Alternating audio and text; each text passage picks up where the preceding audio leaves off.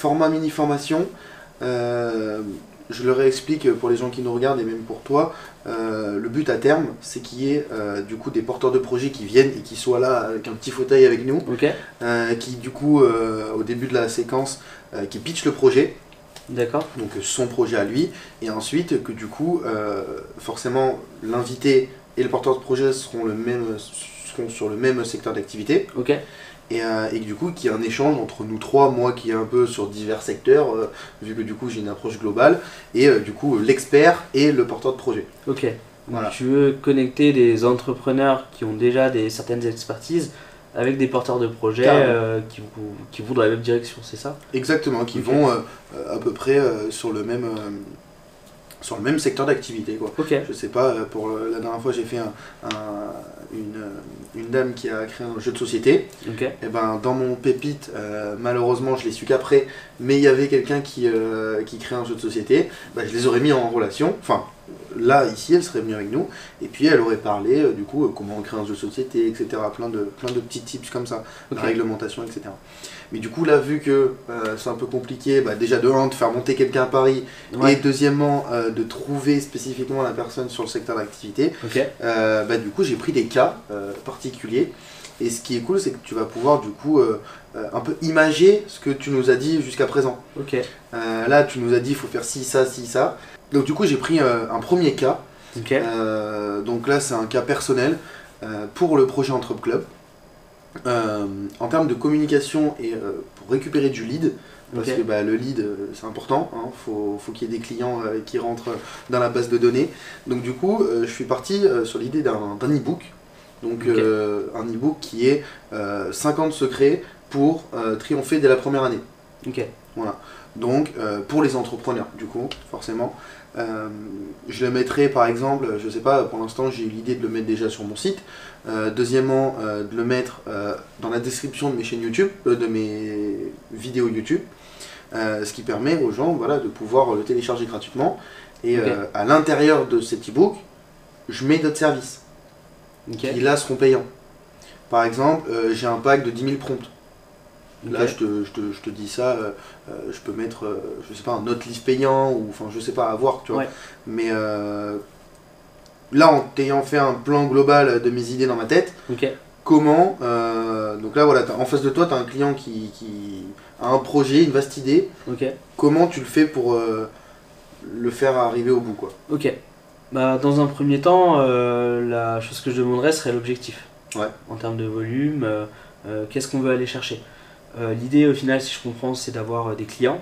Toi tu as pensé à l'e-book pour récolter des leads, c'est un très bon moyen. Il y en a d'autres des moyens aussi, il y a des webinaires, il y a plein de choses imaginables.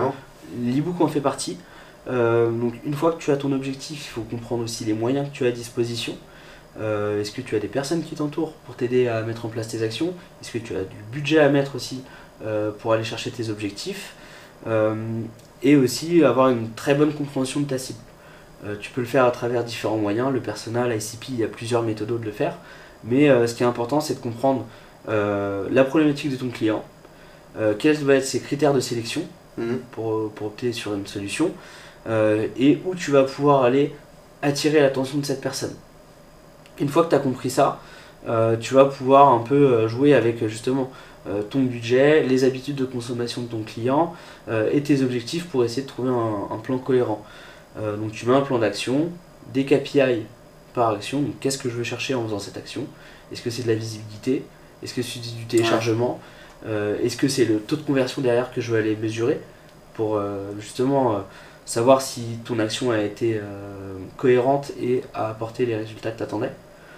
Et la meilleure manière après de progresser, c'est d'itérer. Donc tu testes un scénario, sur tes KPI tu vas avoir un retour sur ta performance. Tu vas tester un scénario B, C, D, jusqu'à en fait... B, C, D, c'est quoi? C'est tester un webinaire?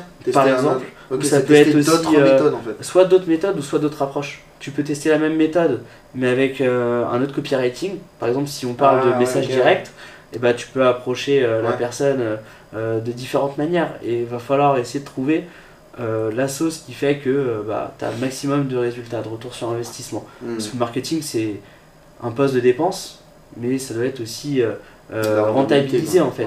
Le marketing, c'est pas que de la communication où tu peux aller chercher de la notoriété. Ça peut être un objectif, hein, la notoriété, être connu sur son marché, c'est hyper important. Mais tu peux aussi avoir l'objectif financier derrière. Donc récupérer des leads qui se transforment en clients, en chiffre d'affaires, marge, et du coup tu as ton ROI.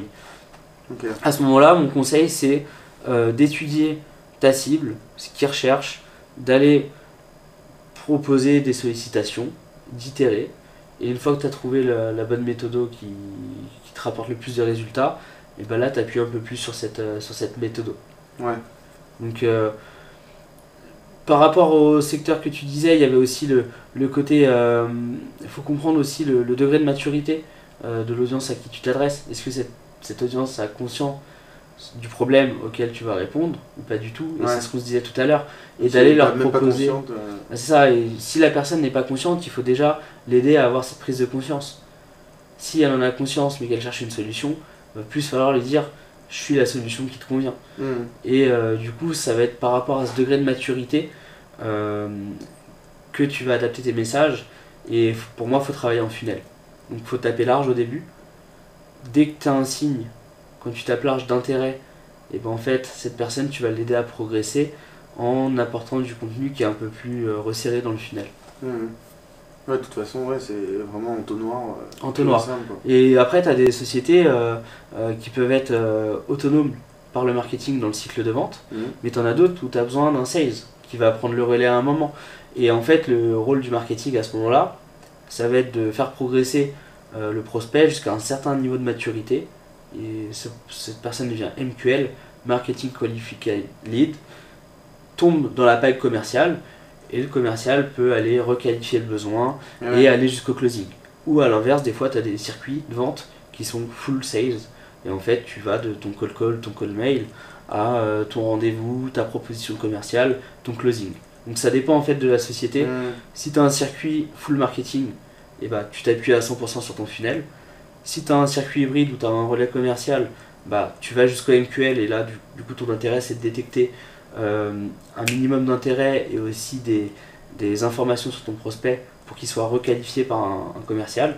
Ou si c'est full commercial, bah, c'est ta démarche. Ok. Bah limite j'ai pas envie de continuer les prochains cas, hein, parce que c'était déjà parfait. Ouais, bah c'est un peu généraliste, du coup ça correspond peut-être pas trop à une réponse ciblée sur ton cas, mais en fait c'est pas si simple que ça.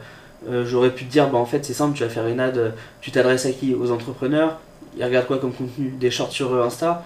Ok, bah tu fais une ad Insta, derrière tu vas faire télécharger ton ebook, et effectivement derrière tu vas peut-être le rentrer dans un outil de marketing automation. Nous on utilise Plaisy, c'est top, et en fait qui va pouvoir le nurturer, donc envoyer plein de séquences, de newsletters, de choses, et le progresser jusqu'à un certain niveau de maturité, et tu le rappelles. Ça peut être un exemple concret du circuit, du cas d'étude que tu me proposais.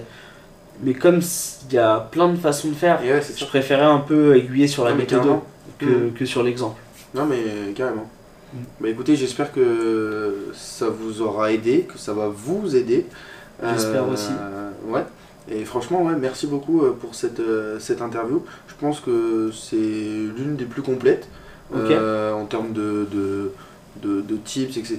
Et pourtant, il y en a eu, hein, mais franchement, génial. Surtout qu'en plus, moi, c'est un sujet qui me plaît particulièrement, le marketing, la vente. J'ai fait un bac pro vente, enfin, toutes mes études sont dans la vente, donc forcément, ça me branche pas mal. J'espère que ça vous aura plu, peut-être des profils qui sont moins justement sur ce côté vente, qu'on n'aura peut-être pas trop été technique, pardon. Moi, mon humble avis, je pense pas. J'espère que ça a été clair et que ça pourra donner un peu des billes aux personnes qui nous écoutent. En tout cas, après, toujours disponible pour accompagner les entrepreneurs dans le développement de leur boîte, et surtout sur la partie market, com et dev. Donc avec grand plaisir pour accompagner ta communauté. Dans tous les cas, il y aura le lien de My Open Agency dans la description. Donc n'hésitez pas à aller checker, regarder un peu ce qu'ils font, etc. Ça fait toujours plaisir. Je ne sais pas si vous avez des réseaux sociaux aussi, j'imagine. Ouais, LinkedIn principalement. Ouais, on est entreprise. Il y aura également. On a choisi nos combats, mais on est essentiellement sur LinkedIn aujourd'hui. Ok, parfait. Vous aurez ces deux liens dans la description. J'espère que ça vous aura plu. Un grand merci, Alan, merci à toi, de ton temps. de ce studio. Vous aurez une vidéo là, à la fin, dès que j'enlève l'outro, vous aurez une vidéo de ce magnifique studio dans lequel on a eu la chance de tourner et inauguré en plus. Ouais, c'est vrai, c'est la première. C'était vraiment parce qu'ils viennent de changer de locaux, donc du coup c'est vraiment un pur plaisir. Donc merci encore. Bah, merci à toi Hugo, ravi d'avoir participé à cet échange aujourd'hui. Et puis je vais suivre tes prochaines interviews avec attention. Bah merci. Et j'espère que tu pourras apporter plein de valeur à ta communauté. Merci beaucoup.